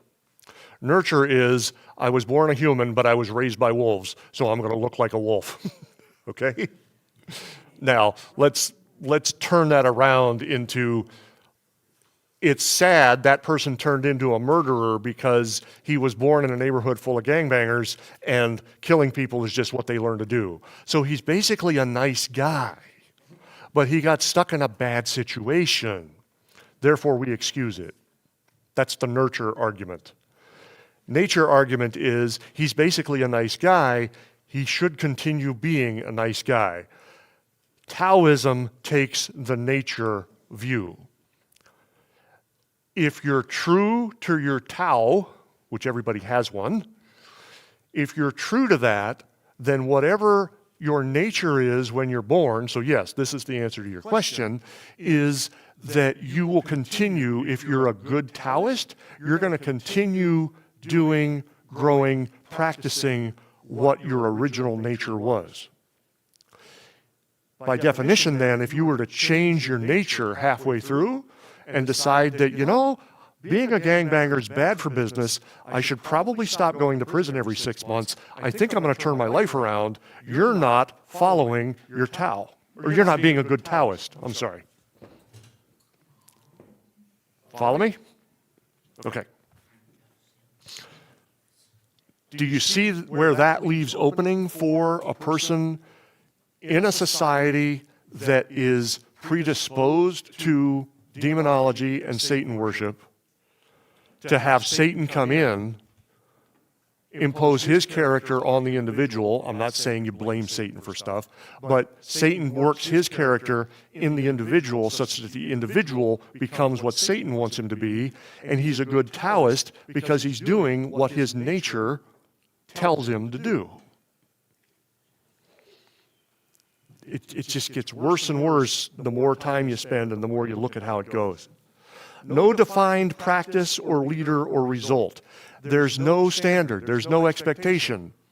So the best that you can do is be the best that you are. Yeah, be the best that you are. And if you were born an axe murderer, then be a good axe murderer. If you were born a nice person, be a nice person. I'm throwing out ridiculous examples to create the bookends, but you see where everything in between is fair game. It's just who I am. You know, it's like they say about people, he's actually a nice guy. No, he's not. He's a jerk. Everybody knows he's a jerk. It's like the Southern saying, oh, bless your heart. No, you're a jerk. He's actually a nice guy. No, he's not.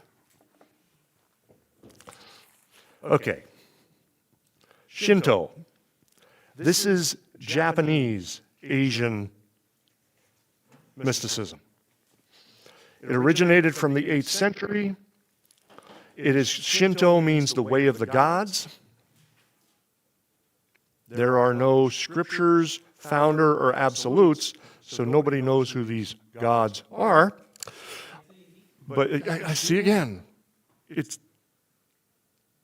Well, when you don't have to memorize all these gods, it's just like... You don't have to acknowledge a God. You don't have to reference scripture. You don't have to do anything but, excuse me, be kind to the spirits and be the best you can be. That's a pretty low bar.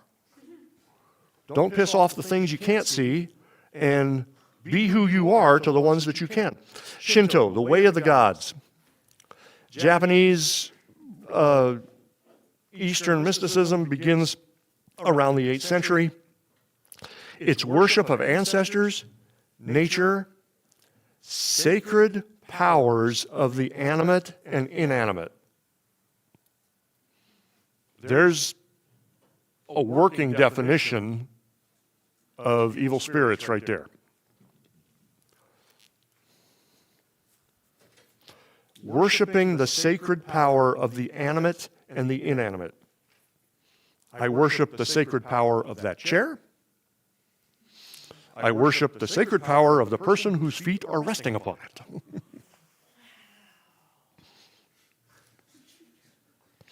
The word gods, the word that they use that we call gods, is kanai, K-A-N-I. Our sacred spirits, form of nature, are sacred spirits from nature or dead relatives. Ancestor worship. That's a pretty good standard. Who is it that doesn't have grandchildren so they don't have to worry? Was that you? I mean, grandparents. It's not like they're going to come back and tell you they're pissed. So you can do what you want and claim it's worshiping your dead ancestors. And, you know, again, the standard may be high, but it's indefensible. So, gods are sacred spirits from nature or dead relatives.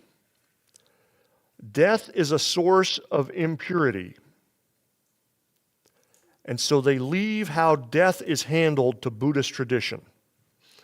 There are no Shinto cemeteries or funerals. Which means if you die, they just let the Buddhists take you and do whatever the Buddhists do. Which doesn't sound very honoring of dead relatives to me if we're just going to turn your body over to a group of people that we don't agree with and let them do whatever.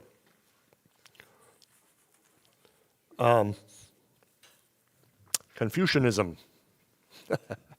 Confucius say. Confucianism originates from about the 6th century BC.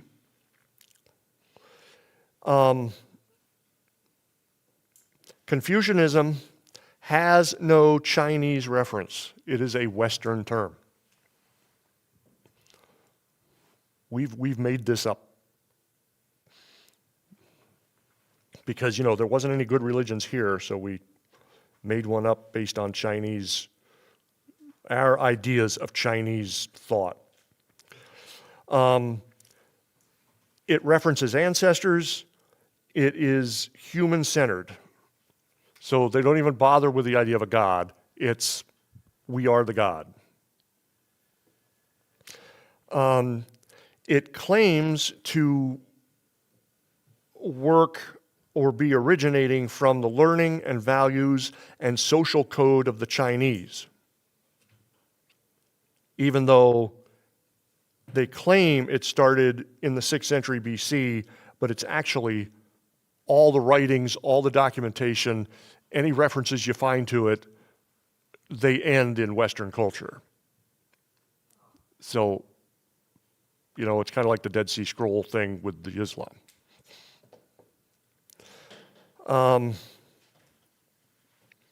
It may profess other religions, so they may tie other religious values and ideals into it, people that claim to follow Confucianism, but they still call it Confucianism. So again, we've got kind of even the idea of Mormon. So much of what Joseph Smith wrote is plagiarized out of the Bible and other writings, but it's claimed to be its own. Confucianism does basically the same thing. Asian Buddhism is just like Indian Buddhism, except they've adopted the customs to look like culture, like Chinese culture. Okay, so they've borrowed the religion. So in general, what we find about these religions, we talked about history. No, let me get the right page of the board up.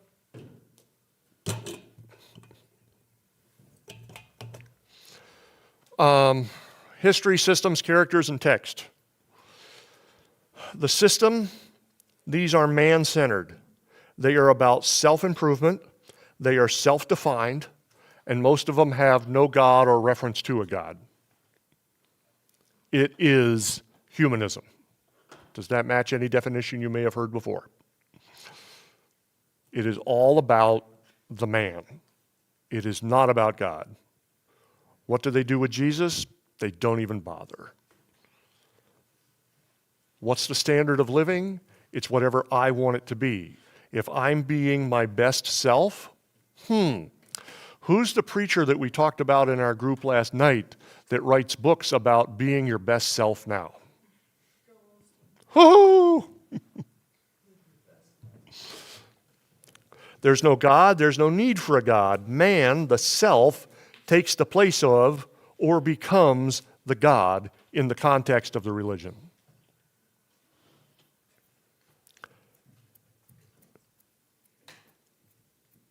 They have, what they are worshiping is generally nature.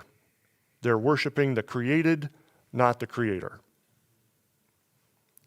Because if you don't have a creator, then the next thing down the list is what's there, because that's all they know. If you don't acknowledge a God, if you don't acknowledge a creator, where did the world start? We evidently don't even ask that question. We just worship what is there or our dead relatives, ancestor worship. For those that practice reincarnation, or practice, I'm going to kill you. For those that profess reincarnation, the idea is to just keep coming back until we get it right. But once we get it right, there's no eternal state. There may be perfect consciousness. Some of them believe that, you come back to what will be the last time, you've achieved perfection, and then when your body does eventually wear out and you die, you just exist in a spiritual state of perfection.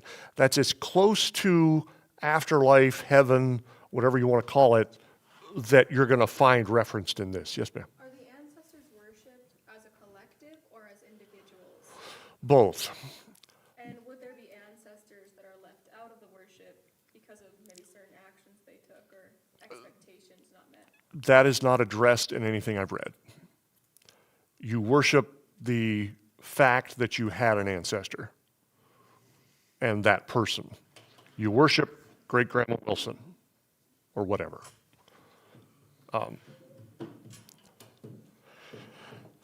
There is no defined process for anything except for the Sikhs. They have some written down practices. The final testimony of all this is self-serving growth and ultimate awareness. That's the object of all this. The theology's funny. I mean, there's barely any theology. The doctrine is fuzzy at best. The practice is worshiping, in whatever you choose for that worship to look like, yourself, your ancestors' creation. The testimony is, I'm going to be the best whatever I am that I can be, good, bad, or indifferent. But the object always comes back to the individual.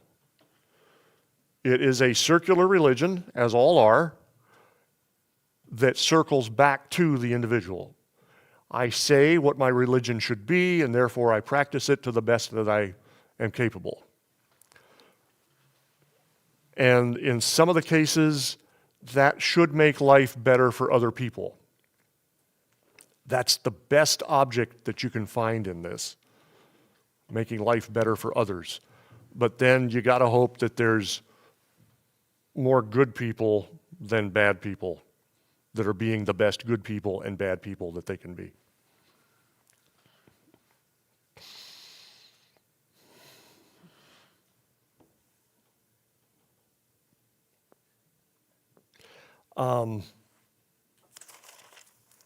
When you're dealing with people of any of, now that I figured out how that works, if you're dealing with anybody that claims to practice this, your challenge is going to be getting them past the idea of it being them-centered. Because the leap they've got to make is, and again, the Spirit working in this, the true Spirit working in this, but the leap they've got to make is that they are not the end-all, be-all of existence, that there's something greater than them that they're supposed to be worshiping, acknowledging, worshiping, aspiring to. But if your whole life view has been that you are the center of you, you are the end-all, be-all of you,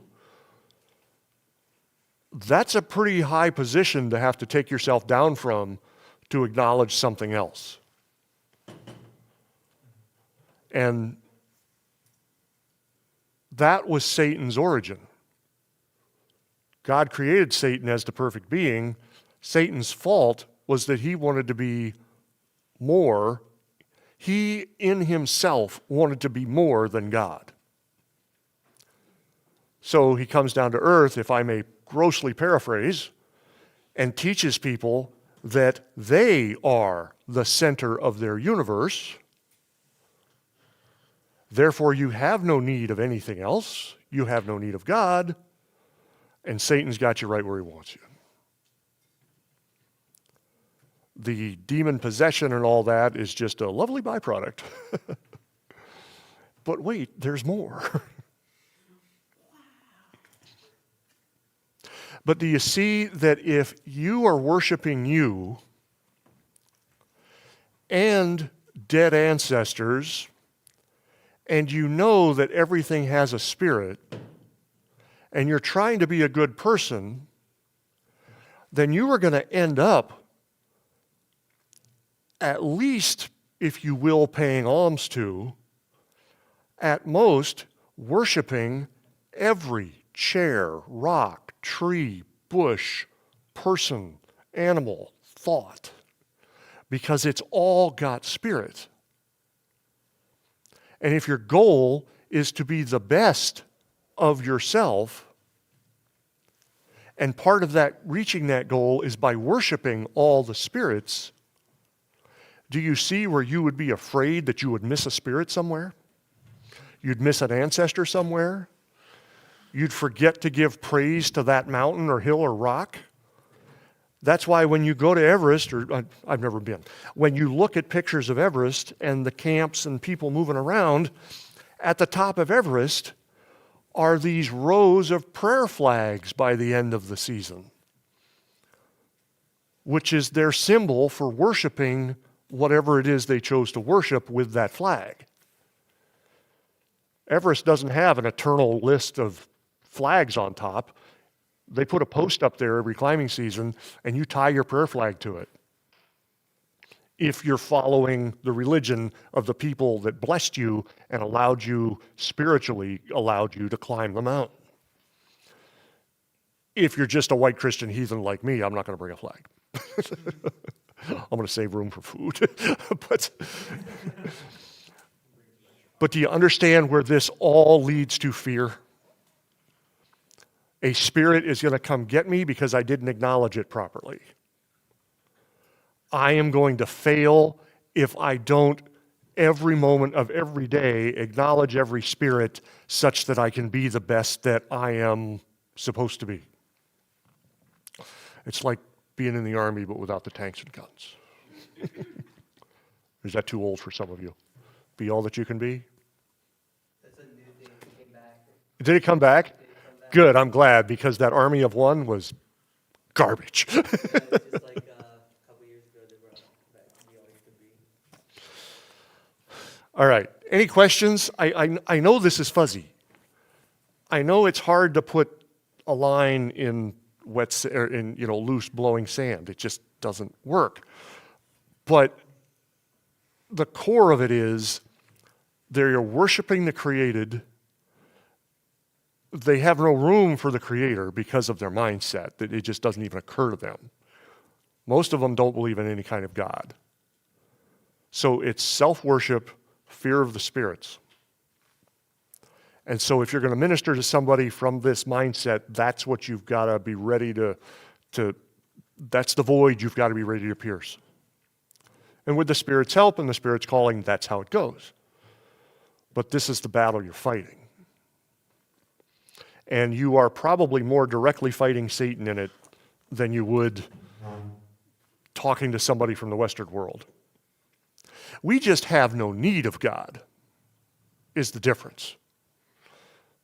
Eastern world has no acknowledgement of the idea of God. They have fear of what they don't understand. The Western world, we just have no need of God because we've got everything else we want. It's hard to convince somebody that they're,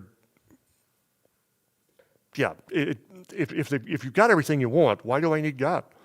Why do I need Jesus in my life? That just sounds like a lot of extra work when I'm going to work 8 hours a day, drawing down $500,000 a year, and I can buy whatever I want, Anyway, that too. All right, one last quiz.